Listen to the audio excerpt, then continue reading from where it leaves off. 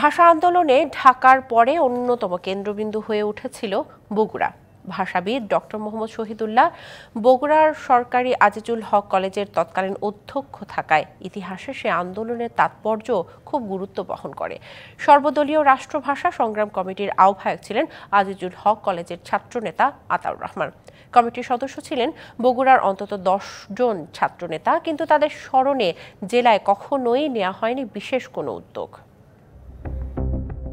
1948-এর 23শে ফেব্রুয়ারি বাংলাকে রাষ্ট্রভাষা স্বীকৃতির দাবিতে ফুঁসে ওঠে ঢাকা। তখন ছাত্র ফেডারেশন নেতা আব্দুল মতিনের নেতৃত্বে বগুড়ায় বিক্ষোভ মিছিল করে শিক্ষার্থীরা।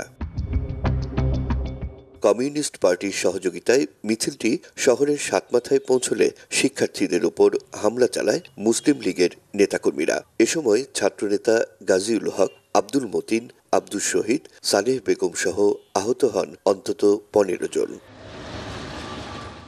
মার্চে সরকারি আজিজুল হক কলেজের শিক্ষার্থীরা প্রতিবাদ জানায় মিছিলের স্লোগানে। নভেম্বরে খোদ পাকিস্তানের প্রধানমন্ত্রী লিয়াকত আলী খান বগুড়া সফরে গেলে ছাত্র নেতারা মায়ের ভাষার জন্য বুক চিতিয়ে দাঁড়ায় রাজপথে। মুখত সামনেই যারা এসেছিলেন তারা গাজুল ভাই, মোজারুল ভাই, বাটু আবু ভাই, মখলেস ভাই খুব বলিষ্ঠ ভূমিকা রেখেছিলেন আর কি আমার জানা মতো। এই ধরনের লেখালেখি যাদের অভ্যাস আছে তাদের যদি এগুলো নিয়ে লেখালেখি করে তাহলে হয়তো মনে হয় যে কিছু রিভাইভ হবে, সবটাই পারবে না।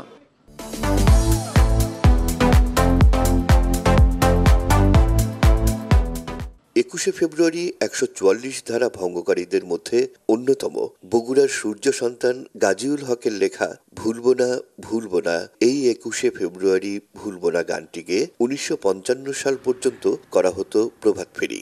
কৃতি এই সন্তানদের স্মরণে কখনোই করা হয়নি বিশেষ আয়োজন।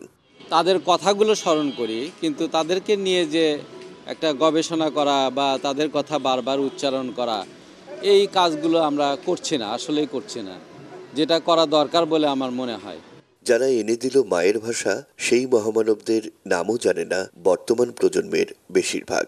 সবার সম্মিলিত প্রচেষ্টায় এবং স্পেশালি জাতীয় উদ্যোগের মাধ্যমে যেন এই বিষয়টা আমরা তরুণ প্রজন্ম জানতে পারি। প্রকৃত যারা ভাষা আন্দোলনের সাথে যারা সম্পৃক্ত, আমরা যদি সেই ইতিহাসগুলো মানুষকে জানাতে পারি, এটা হচ্ছে ভাষা আন্দোলনের একটা সবচেয়ে বড় যেটা দাবি, সেটা হয়তো আমরা পূরণ করতে পারবো আর কি। নতুন প্রজন্মের দাবি, বীর যোদ্ধাদের সম্পর্কে জানানো হোক আদ্যোপান্ত। Rakib Jewel, DBC news, Bogura.